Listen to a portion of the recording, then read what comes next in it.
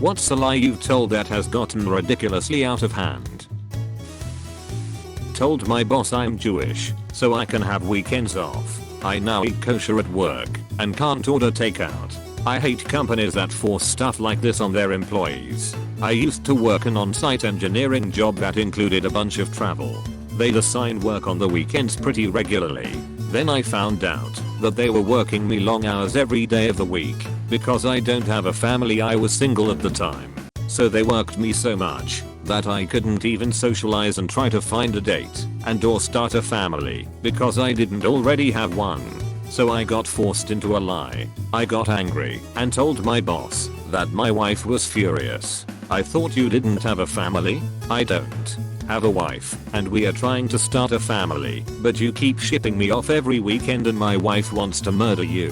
Oh okay, well you can stay in the office and work 9 to 5 Monday through Friday now. Man, frick bosses who do this stuff. Man, my last job I got voluntold to work every weekend because I didn't have kids. Really ticked me off because my counterparts only had their kids every other week.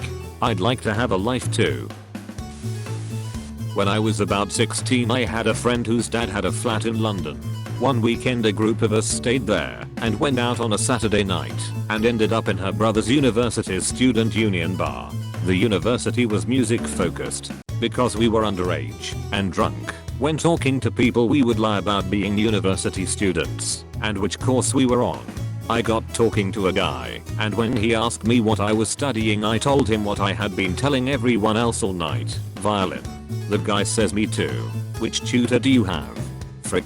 I say oh, you know, the top level one, clearly lying. He says that's weird, I'm in the highest level group and I haven't seen you before. I then proceed to tell him how I'm in a secret group that is even higher that not everyone knows about. He clearly doesn't believe me and pulls his friend over who also studies violin. This reminds me of a tutor I had. He worked at a bar on the weekends and a student came in and used a university ID which was fake and the tutor asked what course he is on. Sure enough he says it's 3rd year software development. Knowing he's the tutor for this course, small university, he asks what languages he's using and the kid replies, German, Spanish, and French. He got booted out the bar. Not me, but a server buddy of mine told me a story once about how he took the first table of the night in a super thick southern accent. He was in theater, so it was actually really convincing. The only problem is the people at the next table overheard him, and he had to serve them next. Long story short, this kept up, and he had to talk to every single table over an 8-hour shift in a southern accent. I love doing accents, and I'm really good at a few of them, particularly British accents. The problem is that sometimes I do it by accident. A few years ago I got invited to a party by a friend. I got there before he did and was welcomed by a guy with a thick blue-collar British accent. Without thinking I responded with his accent. I didn't want him to think I was making fun of him, so I kept it up and we had a conversation. He introduced me around to everybody else at the party. Again, I kept going with it. My friend eventually ended up flaking on the party. Nobody had any idea that I wasn't British until a few months later when someone asked about me. They described me as having an accent and my friend was confused. Eventually we all hung out again, and I had to explain the whole thing.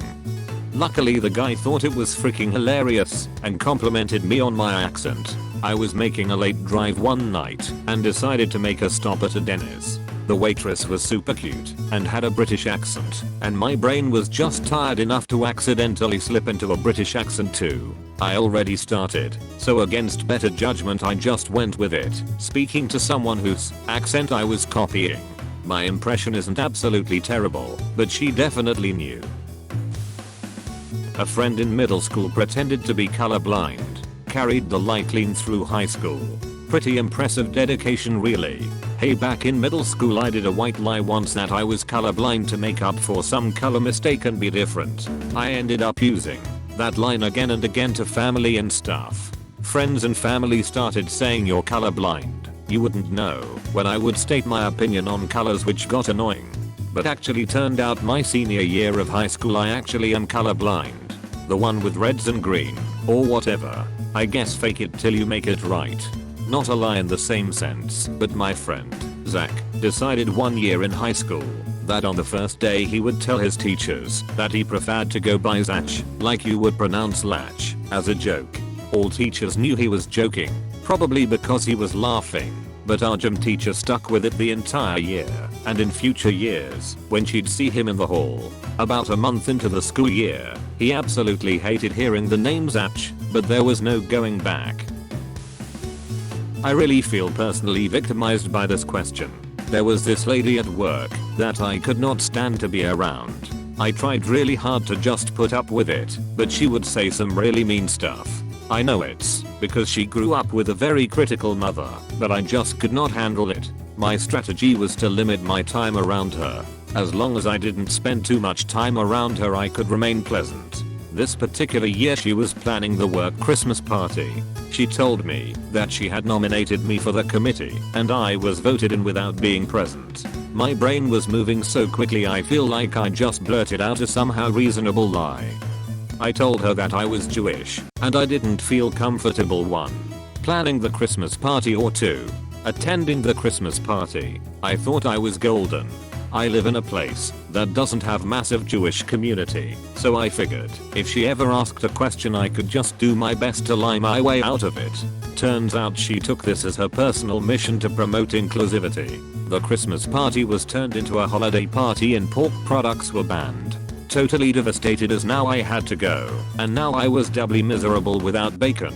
She told everyone at work that I was Jewish and to respect that. She even got donuts and made them hide the bacon maple bar as to not offend me. I have left that job, but my Jewish past still follows me. I've given up and just identify as Jewish now. My apologies to the Jewish community. Until you find another person that you thought was Jewish eating a bacon cheeseburger at a little known out of town burger place. As you sit down to eat you lock eyes. There's a look of panic in his eyes as a moment of panic sets in that he's been caught. Then his eyes drop to your own bacon cheeseburger, then back up to your eyes as a light bulb turns on above his head. He smiles slightly and nods, understanding. Early in my relationship, I told my mother-in-law I liked crab legs, so next time she saw me she made some. But I meant king crab legs, and she got some other kind that were very small and took so long to eat because it was so much work to get the meat out and there was hardly any meat and it wasn't very tasty anyway. But I could not tell her I didn't like them because at first I didn't want to be rude and later it had been so long that it would just be really weird. I had missed my chance to clarify. For 15 years she made their terrible crab legs almost every time I saw her, and always on occasions like my birthday. We would all have to settle in with an arsenal of tools to desperately make a meal out of these terrible crab legs. I was always so hungry there. Finally one day I told my husband I couldn't deal with this torture anymore, so he told her my tastes had changed. My crab legs nightmare was over. Now she makes other pretty bad food, but at least it doesn't require an hour of manual labor to eat. I feel your pain. I once pointed out a candle holder my mother-in-law has that had an owl on it, and said I love owls 10 years later. Everything she gifts me is still owl themed. That I didn't plagiarize on an essay, so I wanted to transfer to this high school sophomore year. That seemed super dope. But to get in I had to write an essay. I plagiarized part of it cause I was a dummy, and they found out. During the last meeting, literally once I talked to them, I was in the school, I talked to a counselor, and he was like, hey you plagiarized. The frick? So I told him I didn't, and he didn't believe me. So the meeting continued, and at one point my dad went to write something down, and the counselor snapped at him, and told him to pay attention, and was just kinda a jerk. After the meeting, my dad told me he was about to walk out of their cause of how rude the counselor was. I told my dad that I actually didn't plagiarize, and he believed me. My dad and I agreed that counselor was full of nonsense and I ended up not going to that school. Learned my lesson though. Not me but my cousin. Aged 13 she created a fictional boyfriend, but being a teenager with social media it wasn't as easy as just saying he existed. What followed was 8 months of a Romeo and Juliet style romance with disapproving parents, fake accounts and bad Photoshop.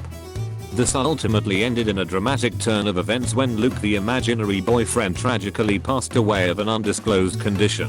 never to be spoken of again. She came clean after receiving a sympathy card from her friend's parents. Thanks for watching. If you enjoyed this video, please consider leaving a like and subscribing for more videos like this. Don't forget to leave your stories in the comments below.